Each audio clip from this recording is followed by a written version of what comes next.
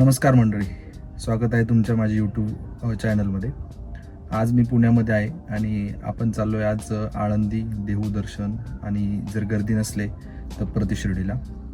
आज तशी गर्दी भरपूर आहे. आळंदीला जवळपास 2 तास लागणार आहे असं लोक सांगत आहेत. बघूया, आज पूर्ण फॅमिलीसोबत आहे. आळंदीचं दर्शन घ्यायला आम्ही चाललो आहे आता. पुढचा व्लॉग नक्की बघा आणि यूट्यूब चॅनलला सबस्क्राईब करा. तर मित्रांनो, मी आहे सध्या पिंपरी चिंचवडमध्ये. इथून आळंदीचं डिस्टन्स आहे 15 किलोमीटर आणि मी आता चाललो आहे पंचगाडीमध्ये. आम्ही आज 5 जण आहे, कारण गाडीमध्ये लिमिट 5 जणांची आहे, नाही तर फॅमिली मोठी आहे. घरापासून अगदी जवळ आहे, 15 किलोमीटर. आम्ही चाकणमार्गे जाणार आहोत, पण रविवार आहे आणि गर्दी खूप असल्यामुळे आम्हाला जवळपास मॅप 1.5 घंटा दाखवते. येथे पोचलेलो आहे, पण पुढे ट्रॅफिक जास्त असल्यामुळे आम्ही ते डाव्या साईडला पार्किंगमध्ये गाडी लावली. तुम्ही बघू शकता ट्रॅफिक खूप जास्त आहे. तुम्ही ह्या चौकात आल्यानंतर तुम्हाला एक छोटा पोलिसांचा मंडप दिसेल, तिथून डाव्या साईडला जा आणि तिथे फ्री ऑफ कॉस्ट पार्किंग आहे, तिथे गाडी लावू शकता. देहू हे गाव महाराष्ट्रातील पुणे जिल्ह्यामध्ये पिंपरी चिंचवड भागामध्ये निगडीपासून 15 किलोमीटर अंतरावरती आहे. मित्रांनो, आपण बघू शकता आम्ही सध्या आहे इंद्रायणी काठी. याच इंद्रायणीच्या काठी देवाची आळंदी, म्हणजे आपण सध्या जिथे आहोत त्या आळंदी शहरामध्ये आम्ही आहोत. ही इंद्रायणी नदी लोणावळा तालुक्यातील कुरवंडे या गावी तिचा उगम होतो, जे की पश्चिम घाटातील सह्याद्रीतील एक महत्त्वाचे ठिकाण आहे. हीच इंद्रायणी नदी जिच्या काठी देहू स्थान आहे. तर पुढे आळंदीच्या नंतर तुळापूर येते. तुळापूर ही आपल्या छत्रपती संभाजी महाराजांची समाधी स्थान आहे आणि त्या ठिकाणी भीमा नदी तिचा संगम होतो आणि पुढे ती वाहत जाते. मित्रांनो, आपण समोर बघू शकता, हे आहे विश्वशांती केंद्र इंद्रायणीच्या काठावरती. इथे संध्याकाळी एक अप्रतिम दृश्य आपल्याला बघायला मिळते. आपले कान तृप्त होऊन जातात. इथे अभंग चालतात, कोणी मृदुंगाची प्रॅक्टिस करतात, तर इथे कीर्तन चालतात.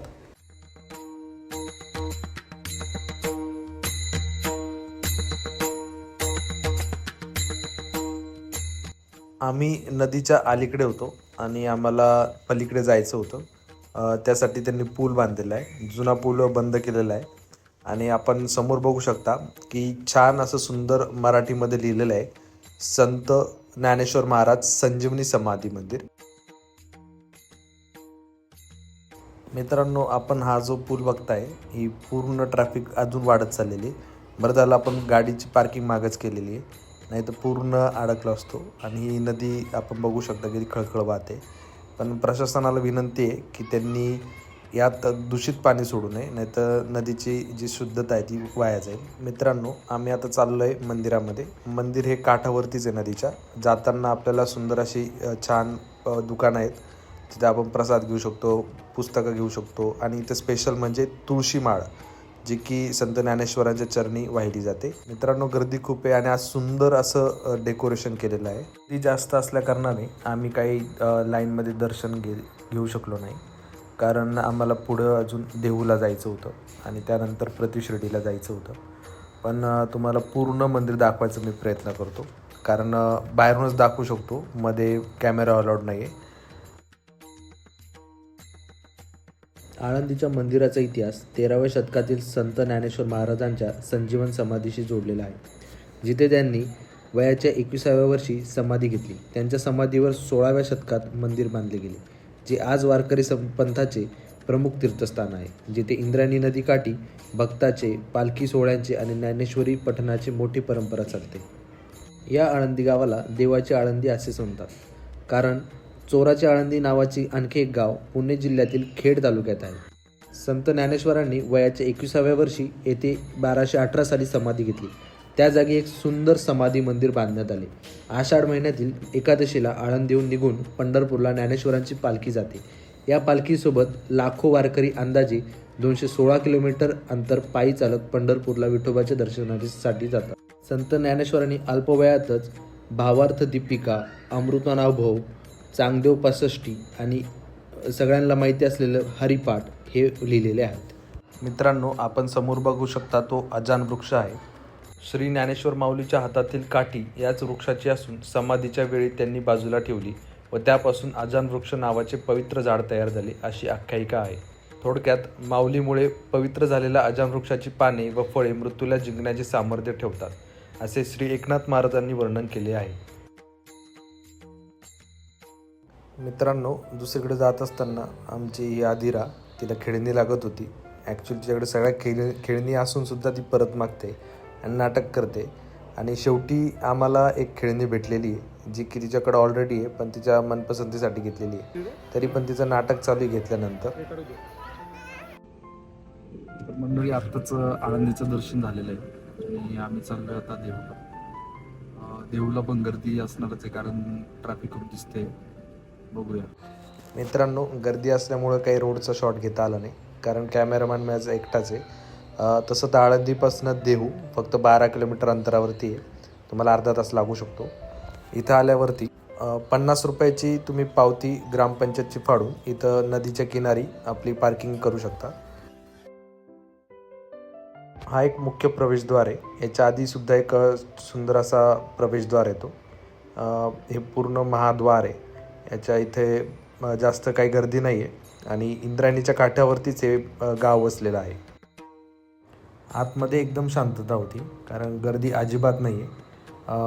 15 ते 20 मिनटं दर्शनाला लागू शकतात. आम्ही लाईनमध्ये गेलो आणि मंदिराचं एक सुंदर बांधकाम आम्ही बघत होतो. तर त्यावरती आम्हाला सुंदर नक्षीकाम दिसले. श्रीकृष्ण बासरी वाजवताना दिसला, गाय दिसली, आपले हनुमान दिसले. अशा छान सुंदर रेखीव काम केलेल्या मूर्त्या आहेत. इथे आज सहली आलेल्या होत्यात आणि त्यांची भोजनाची व्यवस्था मंदिर प्रशासनाने केलेली होती. मी मंदिराच्या चारही साईडना गोल फिरतोय आणि बघतोय. ह्या ज्या मंदिराची भिंत आहे तिथे सुंदर असे संत तुकाराम महाराजांचे अभंग लिहिलेले आहेत, जे की वाचण्याचा मी प्रयत्न केला, पण इथे व्हिडिओ लॉंग होईल त्याच्यामुळे मी टाकू शकलो नाही. मित्रांनो, हे शिळा मंदिर आहे. येथे संत तुकाराम महाराज 13 दिवस गाथा बुडवल्यानंतर जेथे बसले होते तिथून 14व्या दिवशी इथे आले आणि इथून ते वैकुंठात गेले. आपण पुढच्या व्हिडिओमध्ये ती जागा पण बघणार आहोत जेथे संत तुकाराम महाराजांनी ती गाथा बुडवली ती जागा. मंदिराच्या आवारात एक मोठ्या काचेमध्ये सुंदर अशी संत तुकाराम महाराजांची जगातील सर्वात मोठी पगडी ठेवलेली आहे आणि त्याच्याच बाजूला एक गेट केलेलं आहे. त्याच्यामध्ये आपण बघू शकता की संत तुकाराम महाराजांनी स्वतःच्या हस्ताक्षरात लिहिलेली गाथा आहे, जी की इथे जपून ठेवण्यात आलेली आहे.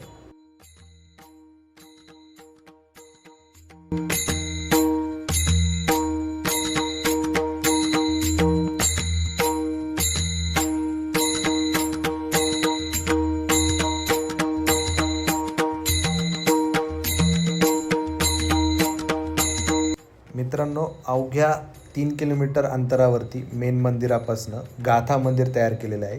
हे 11 कोटींचं गाथा मंदिर इथे तयार करण्यात आलेलं आहे. या मंदिरात फोटो अलाउड नाही आहे.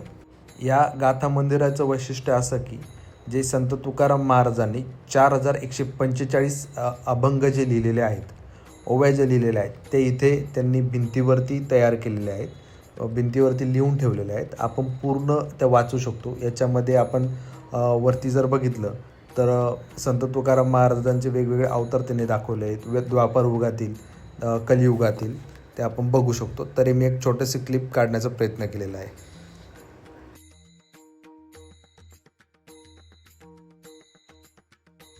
याच मंदिराच्या पाठीमागच्या साईडला तुम्ही गेलात तर तुम्हाला एक घाट दिसतो. हाच घाट म्हणजे संत तुकाराम महाराज यांनी त्यांची गाथा जी बुडवली ते स्थान. इथे ते 13 दिवस एकाच ठिकाणी बसून होते, ना अन्न पाण्याचं ग्रहण केलं ना काही. यानंतर ते 14व्या दिवशी शिळा मंदिरात गेले.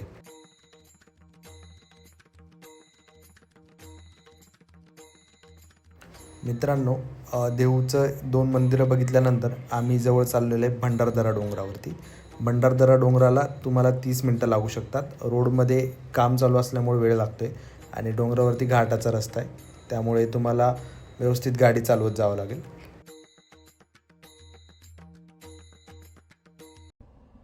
मंडळी, आम्ही आता भंडारदरा डोंगरावर आलेलो आहे, जे की मेन देव मंदिरापासून 7 किलोमीटर अंतरावरती आहे.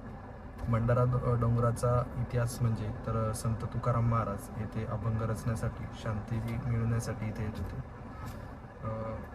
इथे एक मंदिराचं काम चालू आहे, जवळपास 2016 चालू आहे. 150 कोटी मंदिराचं बजेट आहे आणि अजूनही ते मंदिराचं काम चालू आहे.